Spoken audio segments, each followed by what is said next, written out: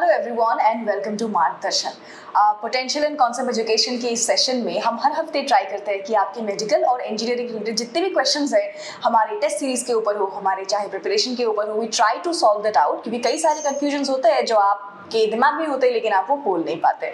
But today it's a bit different from the other sessions because आज हमारे पास जो guest बैठे हुए हैं he is not from the faculty, but शायद कभी ना कभी वो आपको वो एडवाइस देने में, वो कामयाब होना, उनका जो एक जर्नी था वो अभी फिलहाल वो कामयाब हो सकते हैं, हो गए हैं ऐसा हम कह सकते हैं, because he is none other than the topper जिन्हें 695 आउट ऑफ 720 मिला है नीट के स्कोर में। And you know who he is, right? I don't have to describe him, but फिर भी मैं उनसे आपकी मुलाकात करवा देती हूँ। Shakeel, welcome to the session. Thank you. Shakeel, welcome to the session. Usually हमारे सेशन में या तो गांधी सर होते हैं या तो विकास सर होते हैं, एंड वो बच्चों को बताते हैं कि you know this is how you prepare, this is how we take care of you. But today we have got the example with us, Shakeel, and उनके बारे में आपने अभी तक पढ़ा होगा, देखा होगा, उनसे बात भी करी होगी। बट शकील, सबसे पहले तो welcome to the session. Secondly the question that I want to ask you is, ठीक है पढ़ाई की बात कर लेंगे, मेडिकल की बात कर लेंगे, पहले आप ये बताइए कि वो जो बच्चे होते हैं ना जो पढ़ाई में इतनी अच्छे नहीं होते, एवरेज होते हैं स्कूल टाइम में, फिर उनको मेडिकल का इंटरेस्ट आता है, आप भी उन्हीं में से थे या फिर यू हैड द वो कीड़ा अंदर से था कि मेरे को डॉक्टर बनना है, और पहले से ही सिंसियर थे? जी, मैं तो क्या कहते हैं जो फॉर्मर जो कैटेगरी है उसी में मैं था, तो मुझे क्लास 6-7 तक कोई इंटरेस्ट नहीं था। मुझे ज़्यादा 9th-10th में ही ज़्यादा इंटरेस्ट आया मेरा कि मुझे मेडिकल परस्यू करना है। फिर उसके बाद तो 11-12 में मैंने कोचिंग ज्वाइन किया और अभी तो यहाँ बैठा हुआ आपके सामने। So आप ये कहते हो कि एवरेज स्टूडेंट का भी एक रास्ता है, he can also do that, बिल्कुल, right? बिल्कुल। So okay, now coming to the very serious question, but it's a question that everyone definitely wants an answer of. आपने definitely, मुझे लगता है पर्सनली कि आपने definitely इतना अच्छा रिजल्ट तो एक्सपेक्ट नहीं किया होगा, कोई नहीं करता है ऑब्वियसली, चाहे जितना मेहनत करे, राइट? तो जो स्कोर आपने सिक्योर किया है, आपने जिस दिन देखा क्योंकि this is what I got, पहला इमोशन क्या था आपका? What did you feel? तो सबसे पहले तो मैं बहुत ज्यादा शॉक था। तो फर्स्ट तो वही था कि तो इतना अच्छा रिजल्ट, और सबसे बड़ी बात जो मुझे लगी कि वो था कि ऑल इंडिया रैंक 407 ये था, और नॉर्थ ईस्ट में भी रैंक 1, वो सबसे क्या कहते हैं अचीवमेंट। हाँ, तो सबसे ज्यादा जो एक्साइटिंग बात थी वो यही थी। और बाकी तो क्या कहते हैं, सबसे पहले तो शौक हुआ, उसके बाद तो मैं बहुत ज्यादा खुश हो गया। तो मैं बस फोन कर रहा था, फोन आ रहे थे, तो बस यही चल रहा था। और रिजल्ट मिलने के बाद राइट, मम्मी पापा ने क्या बोला फिर रिजल्ट के बाद? मम्मी पापा तो बहुत प्राउड फील कर रहे थे, तो हर कोई बहुत खुश था, भैया पापा मम्मी, तो हर कोई कॉन्ग्रेचुलेट कर रहे थे, तो माहौल बहुत अच्छा है। शकील के भाई जो है, भैया जो है, वो भी इस फील्ड में, मेडिकल के फील्ड में बहुत आगे पहुंच चुके हैं, और उनका जो इंस्पिरेशन है वो शकील डेफिनेटली लेता है, उनके बारे में हम लोग बात करेंगे। But right now the question that I want to ask you is, in Bhubaneswar फिलहाल आपका नेक्स्ट स्टॉपेज है, क्या एस्पिरेशंस है, क्या सोच के रखा हुआ है, कैसे करना है अभी उसे? अभी सबसे पहले तो कहते हैं जैसे ट्रांजिशन हो रहा है स्कूल लाइफ से कॉलेज लाइफ पे, तो ये ट्रांजिशन थोड़ा फिर से थोड़ा हार्ड होगा मेरे लिए। तो कहते हैं फर्स्ट तो यही है मेरा कि थोड़ा सोशलाइज हो सकूं वहाँ जाके, तो सारे प्रोफेसर सीनियर्स और अपने बैचमेट्स के साथ एक अच्छे से घुल मिल सकूं, तो सबसे पहला तो यही है। और further for the long run क्या कहते हैं, अल्टीमेट एम तो यही है कि एक अच्छा डॉक्टर, एक अच्छा क्वालिफाइड डॉक्टर बन सकूं। Exactly, that's the thing, right? तो उस बारे में भी हम विस्तार से थोड़ा जानेंगे। But right now Shakeel, everyone out there who is watching the session right now wants to know about you, your family background, उन्होंने कैसे आपको साहस दिया इस पूरे प्रोसेस में, उसके बारे में थोड़ा जानना चाहेंगे। तो फ्रॉम द वेरी बिगिनिंग, जैसे 11th एंड 12th में मैंने 11th में मैंने अपना जर्नी स्टार्ट किया था यहाँ पे। तो फ्रॉम द वेरी बिगिनिंग तो मेरे पेरेंट्स और मेरे भैया जो है वो बहुत ज़्यादा सपोर्टिव थे टुवर्ड्स माई एंडीवर्स। और स्पेशली मेरे भैया जैसे वो भी डॉक्टर है, तो उनसे मैंने बहुत इंस्पिरेशन लिया एग्ज़ाम को लेके। तो पेरेंट्स ने जितना सपोर्ट दिया, लाइक वो लाइक अनबिलीवेबल था। मतलब हर एक टर्न में कोई भी प्रॉब्लम होता था तो मैं उनसे शेयर करता था। तो जैसे स्कूल में प्रॉब्लम हो गया, कोचिंग में कुछ हो गया, तो पढ़ाई समझ में नहीं आ रहा है, कुछ भी नहीं है, तो हमेशा शेयर करता था। और उनका हमेशा जो सपोर्ट था उसी ने मुझे मतलब इस ट्रैक में एनकरेज किया कि मैं बने रहूं। कई सारे ऐसे परिवार होते हैं जहाँ बच्चे मेडिकल प्रिपेयर कर रहे होते हैं, लेकिन आप थोड़े लकी हैं क्योंकि आपके भैया ऑलरेडी वो पढ़ाव पार कर चुके हैं, right? So the next thing that I want to ask you is, हमेशा तो it's not a bed of roses, हर चीज अच्छा जा रहा है ऐसा तो हो ही नहीं सकता definitely, because it's such a tough exam, right? क्या चैलेंजेस आपको आए इस पूरे प्रिपरेशन के दौरान बिगिनिंग में?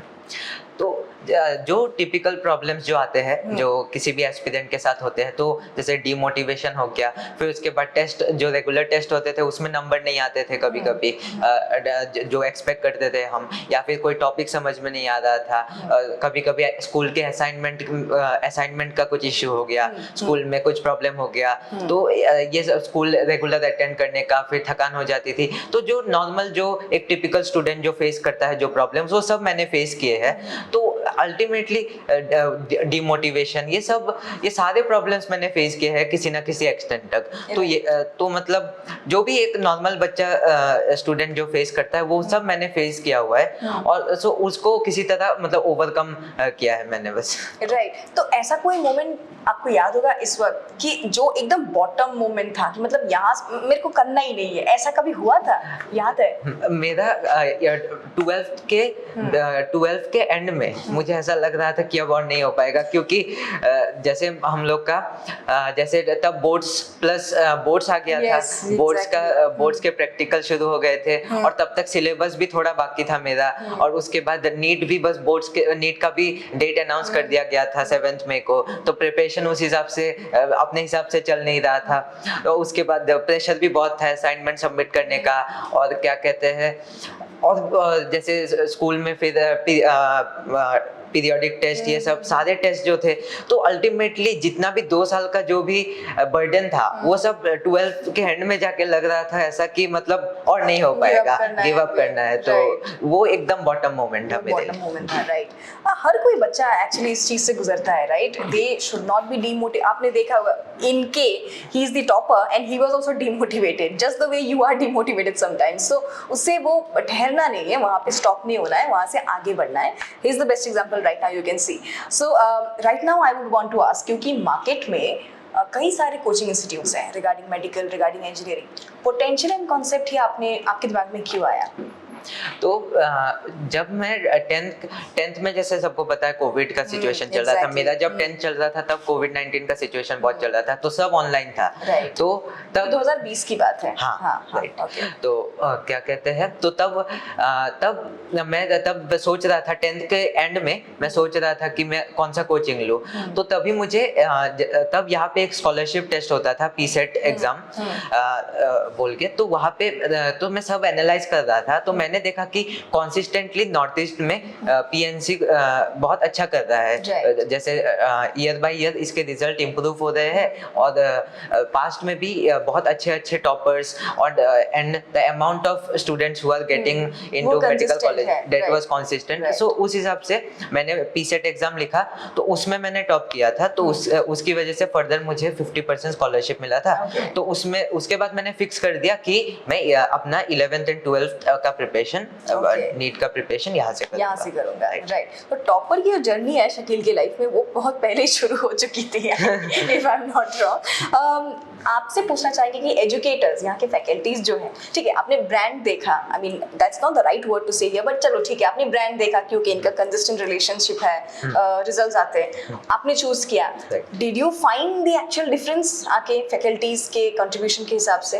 एब्सोल्युटली। तो यहाँ के जो फैकल्टीज है, like they are like sort of parents, कि उन्होंने मतलब इतना ज्यादा मतलब मेरे मतलब जो भी लूप होल्स थे उनके ऊपर इतना ज्यादा काम किया, और इतना सीरियसली लिया मेरे प्रिपरेशन को। लाइक मैं जितना सीरियस नहीं होता था चीज़ों को लेके, उससे ज़्यादा कहीं फैकल्टीज यहाँ पे मतलब मेरे जितने भी प्रॉब्लम्स थे उन सबको वो सॉल्व करने की कोशिश करते थे। और फैकल्टीज ने मतलब from the very beginning till the very and वो हमेशा हर पॉइंट पे मेरे साथ थे और जितने भी प्रॉब्लम्स आए उन्होंने सबका सोल्यूशन दिया. Okay. So for that I am very grateful. Right right. तो ऐसा कोई पर्टिकुलर एस्पेक्ट है किसी फैकल्टी के बारे में जो आप मेंशन करना चाहोगे क्योंकि ये एक टेक्निक ने मेरे को बहुत हेल्प किया, ऐसा कोई है दिमाग में फिलहाल? तो टेक्निक को लेके कई सारे नहीं, होते हैं, लेकिन right, हाँ हाँ. टेक्निक तो बहुत होते हाँ, हैं. मैं डिटर्मिनेशन के ऊपर बोलता हूँ. Okay. तो एक सर थे मेरे ऑर्गेनिक केमिस्ट्री के, सूरज सर बोल के.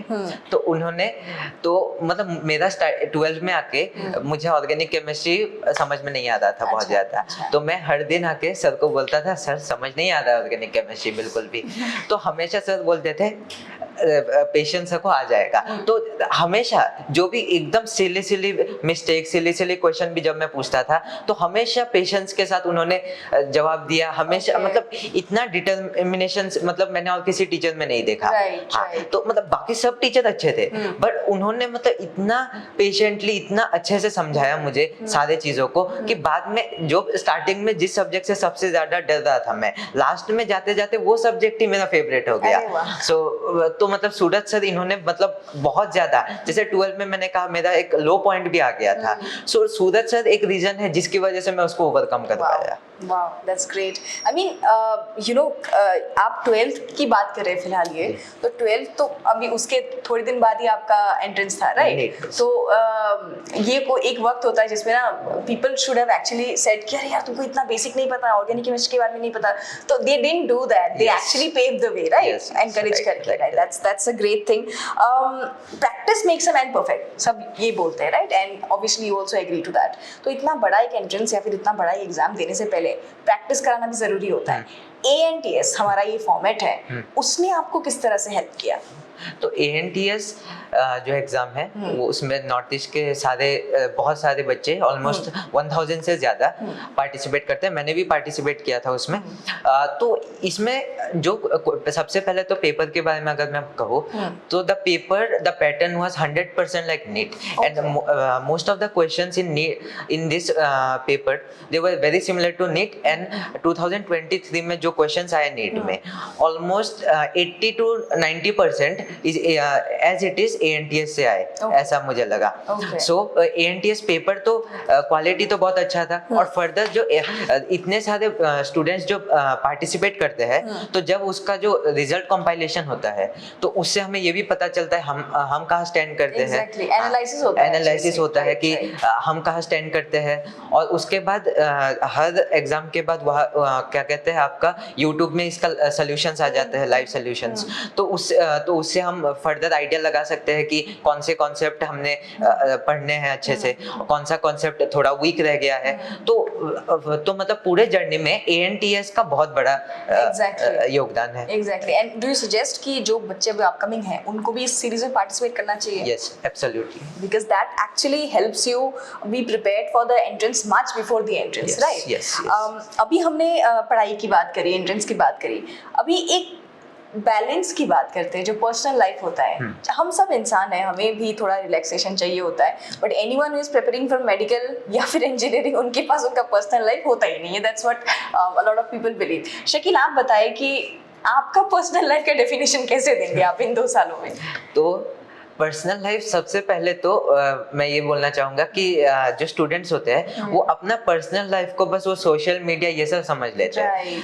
तो ये गलत है. सोशल मीडिया में आप पर्सनल लाइफ नहीं बना रहे, आप बस अपना टाइम वेस्ट कर रहे हैं. तो अब अगर कोई आपका सच में मतलब जैसे कोई दोस्त है, ये सब है स्कूल में या फिर कोचिंग में, ये सब चलता है. ये सब तो आप स्कूल जाते हैं, कोचिंग जाते हैं, मिलते हैं, बात करते हैं, उनसे कुछ डिस्कस करते हैं, ये सब वो सब तो ठीक है. बट जो आप सोशल मीडिया में जो आप कर रहे हैं, जो आप इंस्टाग्राम में या फेसबुक में जो आप टाइम वेस्ट करते हैं, दूसरे लोगों की लाइफ देखते हैं, तो वो आप उसको आप सोशल लाइफ नहीं कह सकते अपना. तो उनको आप अवॉइड कीजिए. बट ऐसा नहीं है कि दोस्त मत बनाइए. Keep a set of good friends जो कि आपको मोटिवेट भी करे, जो आपके साथ जो आपके ही एस्पिरेशंस रखते हो, उनके साथ आप अच्छे रिलेशनशिप रखिए. अपने फैमिली के साथ अच्छा रिलेशनशिप रखिए, वो बहुत इंपॉर्टेंट है. है अपने फ्रेंड्स के साथ रखिए, अपने टीचर्स के साथ रखिए। सो पर्सनल लाइफ और प्रिपरेशन ऐसा नहीं है कि मतलब अपोजिंग फोर्सेस Exactly. है, वो साइड बाय साइड चलेंगे। बस आप जो सोशल मीडिया है उससे आप थोड़ा डिस्टेंस बना लीजिए। Because that actually ends up in wasting a lot of time, right? exactly. Exactly. अभी आपसे एकदम सॉलिड 2 एडवाइसेस चाहेंगे अपकमिंग स्टूडेंट्स के लिए जो नीट प्रिपेयर कर रहे हैं। तो फर्स्ट मेरा यही है कि आप अपने टीचर्स का रेस्पेक्ट कीजिए, जो टीचर्स बोलते हैं उसको आप फॉलो कीजिए।